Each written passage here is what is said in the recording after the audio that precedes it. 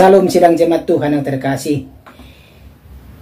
Kita bersyukur kebaikan Tuhan terus melingkupi kita. Segala kehidupan kita yakin selalu berkenan di hadapan Tuhan. Dan kita percaya renungan kita membuat kita bertumbuh di dalam Tuhan. Persiapkan hatinya sidang jemaat Tuhan. Kita masuk dalam renungan kita. Namun sebelumnya kita memuji Tuhan. Kita katakan kepada Tuhan, bagimu pujian. Ku datang padamu, membawa pujianku,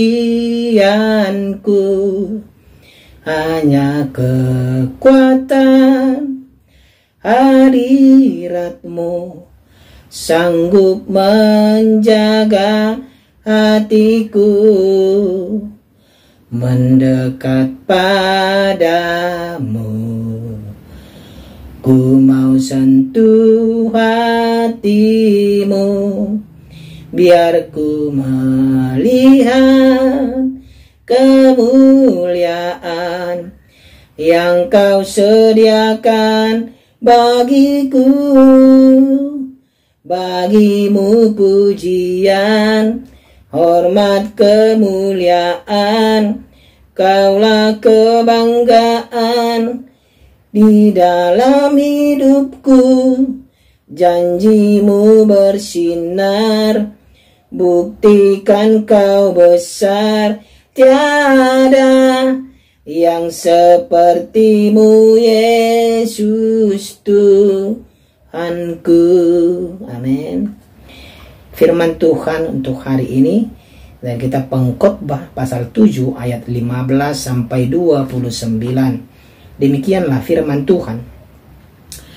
Dalam hidupku yang sia-sia aku telah melihat segala hal ini. Ada orang saleh yang binasa dalam kesalehannya.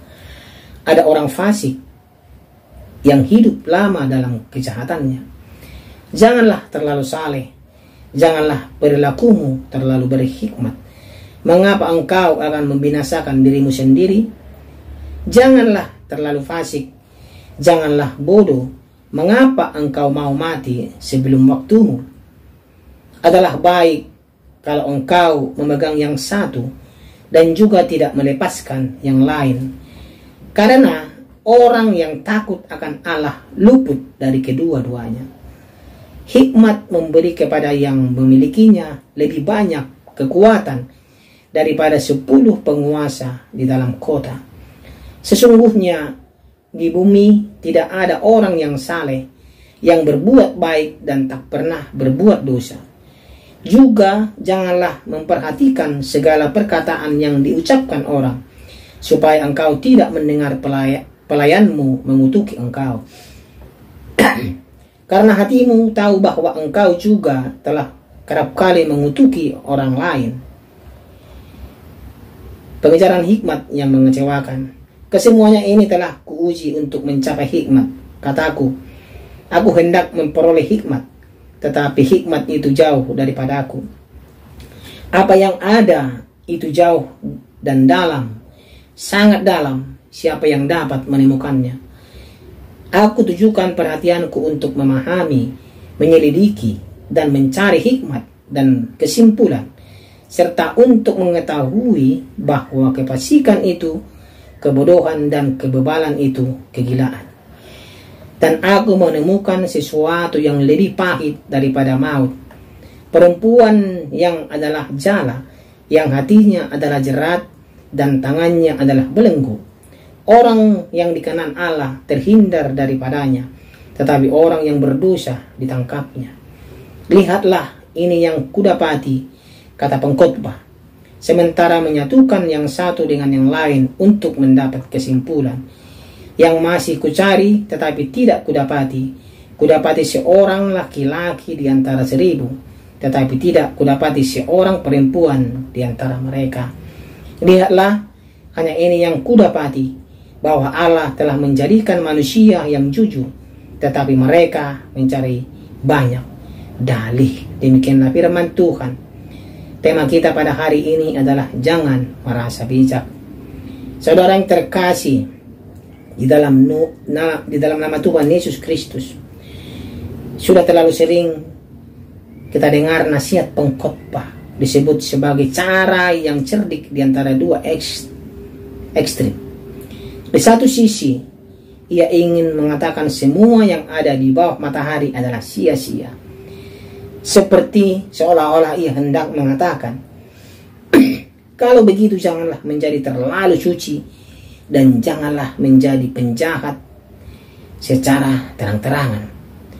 Berdosalah sedang-sedang saja, toh terlalu suci semua sia-sia. Itu kata pengkhotbah sedang jemaat Tuhan. Di sisi lain, pengkhotbah ingin mengingatkan pada kita, karena semua ini sia-sia, maka berbuatlah sebaik-baiknya selama kamu hidup. Nikmatilah hidupmu selagi masih ada kesempatan yang Tuhan berikan. Saudara terkasih, petunjuk yang sesungguhnya untuk bagian ini akan dijumpai dalam kata kerja kedua dari ayat 16, yaitu berhikmat. Janganlah terlalu baik dan jangan pula terlalu bijaksana. Nasihat pengkhotbah ini dapat kita temukan juga dalam Amsal 3 ayat 7 yang berbunyi, janganlah engkau menganggap dirimu sendiri bijak. Ya, menjadi saleh atau berhikmat tidaklah salah. Namun kita perlu berhati-hati sedang jemaat Tuhan.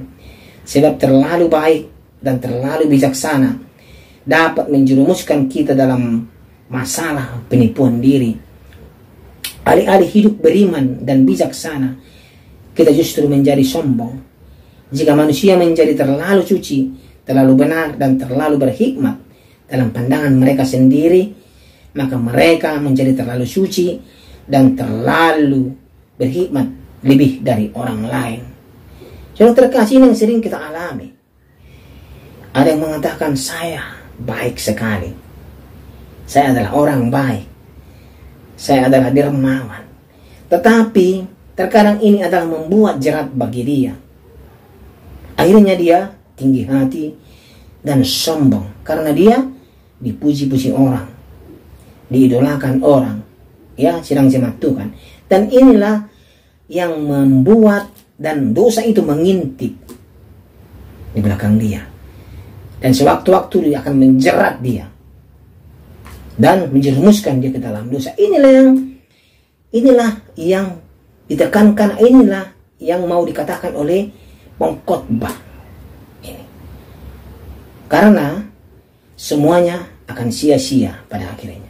Saudara terkasih, selain nasihat untuk tidak terlalu baik dan terlalu bijaksana, pada ayat 17 pengkhotbah juga mengingatkan supaya kita jangan juga terlalu jahat dan terlalu dungu.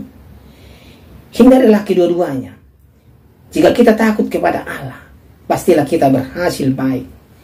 Jadi sedang jemaat Tuhan, pada akhirnya hanya manusia yang takut akan Allah yang akan dibebaskan dari kedua ekstrim ini. Itulah yang melindungi umat Allah dari perbuatan yang berlebihan, yang dapat membawa kita kepada dosa kesombongan. Jadilah orang yang berhikmat sedang jemaat Tuhan. Dan hikmat sejati yang kita dapatkan kalau manusia takut akan Allah. Saudara terkasih, memang secara manusiawi tidak ada seorang pun yang bisa terlepas dari sikap sombong.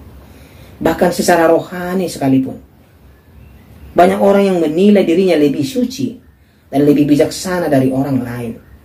Namun tidak sedikit orang yang merasa dirinya berdosa atas kejahatannya, hingga merasa tak layak disebut anak Allah. Bagi pengkhotbah, semua orang yang berhikmat pasti mampu menjalani hidupnya dengan baik sedang jemaat Tuhan. Kita teringat kisah antara orang Farisi dan juga pemungut cukai. Orang Farisi di bait suci, dia berdoa, dia mengatakan kepada Tuhan, saya sudah menuruti segala perintah-Mu ya Tuhan. Saya tidak peminum, tidak perokok, tidak begini, tidak begitu. Itu artinya dia menyombongkan dirinya. Namun dia pemungut cukai ini, dia tidak berani menatap ke atas. Dia menepuk dadanya. Dia merasa dirinya tidak layak menghadap Tuhan. Dia merasa dirinya berdosa. Ini kisah yang sangat memberikan inspirasi dan pelajaran untuk kita. Inilah yang sering terjadi di kehidupan kita, kehidupan masyarakat. Walaupun kita melakukan sesuai dengan kehendak Tuhan, tapi kita jangan menyombongkan diri. Jangan kita mempertunjukkan kepada orang lain bahwa kita sudah melakukan yang sesuai dengan kehendak Tuhan. Karena Tuhan tahu apa yang kita lakukan dan apa tujuan kita. Dan Tuhan juga tahu yang terbaik untuk kita. Mari, sidang jemaat Tuhan, kita ingat bahwa tidak seorang pun yang sanggup berdiri di hadapan Allah yang Maha Suci dan Maha Adil. Penilaian siapa yang suci dan adil adalah hak Allah, bukan hak kita, sidang jemaat Tuhan. Sebab jika kita yang melakukan penilaian atas hidup orang lain, kita akan menjadi orang-orang yang sombong dan tinggi hati. Sekali lagi, sidang jemaat Tuhan, mari belajar takut kepada Tuhan, karena hidup kita pastilah berhasil dengan baik. Inilah renungan kita hari ini, sidang jemaat Tuhan, yang memberikan pelajaran kepada kita. Jangan merasa bijak. Yang menentukan kita bijak atau tidak adalah Tuhan yang berhak menilai kita. Kalau orang sesama manusia kita sama-sama menilai, ujung-ujungnya kita adalah berdosa. Tunjukkan yang terbaik untuk Tuhan. Kasih sesama manusia, berikan yang terbaik untuk sesama kita, terlebih kepada Tuhan. Saya yakin dan percaya sidang jemaat Tuhan selalu diberkati oleh Tuhan. Mari kita berdoa. Terima kasih ya Tuhan untuk firman-Mu hari ini yang mengajari kami agar kami selalu bijak di hadapan Tuhan, dan kami minta tuntunan Tuhan untuk selalu mengajari kami agar kami terus diingatkan, agar kami tidak selalu tidak sombong, tidak tinggi hati, tetapi agar kami selalu merendah diri di hadapan Tuhan dan merendah diri di hadapan sesama kami. Dalam nama Tuhan Yesus Kristus kami sudah berdoa, bersyukur, berterima kasih. Amin. Bagimu pujian